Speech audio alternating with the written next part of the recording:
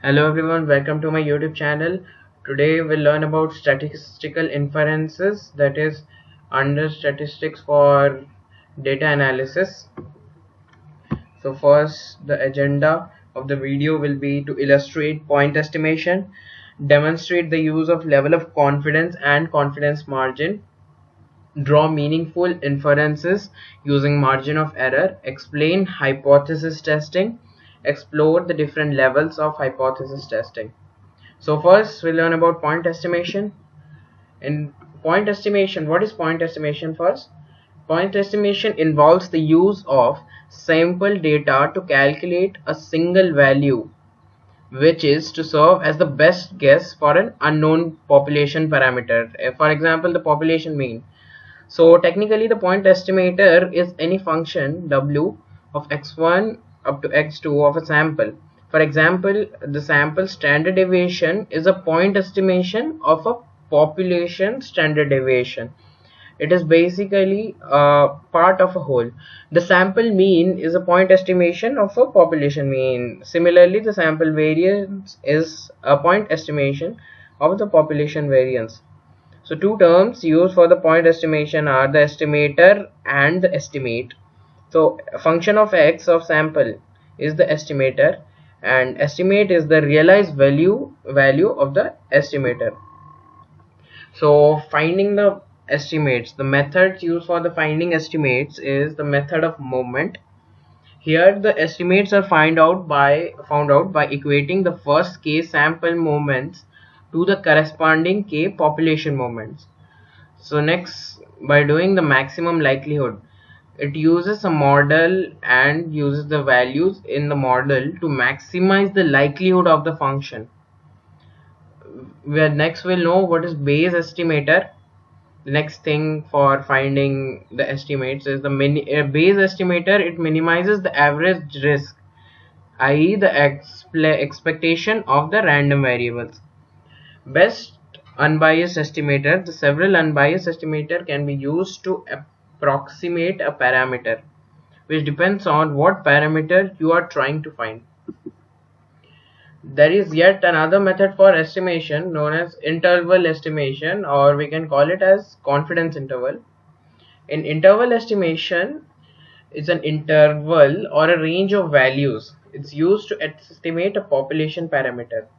So here from the diagram we can see there is a lower confidence limit and a upper confidence limit. Here there is interval estimate and the midpoint is the point estimator. Next is the confidence interval. The confidence interval is the measure of your confidence that the interval estimate contains the population mean, that is mu. Statisticians use a confidence interval to describe the amount of uncertainty associated with a sample estimate of a parameter. Technically, it is a range of values so constructed that there is a specified probability of including the true value of a parameter within it. So how to measure confidence? It can be measured by the level of confidence. The level of confidence C is the probability that the interval estimate contains the population parameter. This part contains the population parameter. It's denoted by C. So we need to get this part and this part. So C, as we see here, the C is the area beneath the normal curve between the critical values. The corresponding Z score can be found out by using standard normal table. There is a normal table that is available in the net. I'll give you the link down below so you can access the normal table, and from that you can find out the Z scores. So here, in order to find the ZC, this portion you have to make it half 1 minus C. Half because this total is C, so half of C is this part, and 1 minus C is this is total C, and so ZC is equal to half 1 minus C. Similarly in this case. Next is common level of confidence. If let's say an example, if the level of confidence is 90%, this means that you are 90% confidence that the interval contains the population mean mu. So here we are 90% confident that the interval contains the population mean. Here the ZC value is 0.16 1.45 as calculated from 1 minus c. So the corresponding z scores are plus minus 1.645.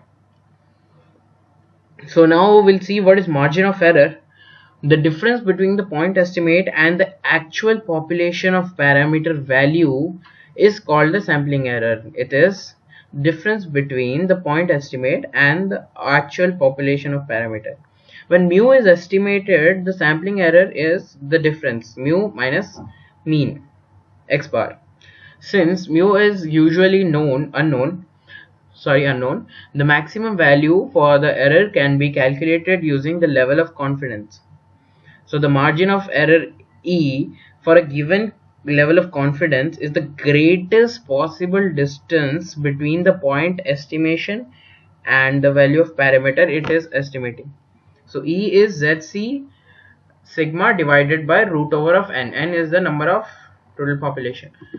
So let's see a problem statement. A random sample of 32 textbooks price is taken from a local college bookstore. So, and the mean of the sample standard deviation is 23.44.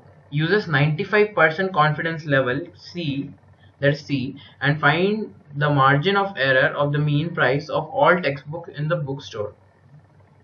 So margin of error, the solution is the formula E is equal to ZC sigma by root over of n, as we have seen the formula is, and the value comes to near about 8.12. When we are 95% confident that the margin of error for the population mean is about $8.12.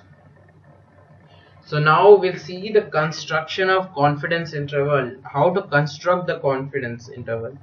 So first step is to simplify a statistics. Second, select a level of confidence. Third, finding the margin of error. And the last is specify the confidence interval. So first, how to choose the statistic that you will use to estimate a popular parameter. So then, as the confidence level describes the uncertainty of sampling method, then finding the margin of error, find the margin of error as discussed in the previous slide based on the previous equation explained as you have seen. Then the confidence interval can be found out by confidence interval is equal to sample statistics plus margin of error. So sample statistics plus margin of error gives the confidence interval. So two sample confidence interval. What is two sample confidence interval? It is calculated when you need to compare between two independent groups.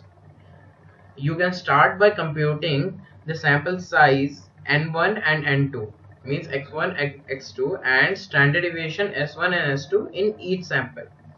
So parameter of interest is mu1 minus mu2, and that is the difference in the population mean. So here the point estimate is mean of x1 bar minus x2 bar. The confidence interval will be found out using either Z or T distribution for the selected confidence level and the standard of error of the point estimate. Thank you. That's all for this video. The next part will be in the following videos that will be uploaded shortly. Thank you, and please subscribe to my channel, and for any doubts provide your comments in the comment section below.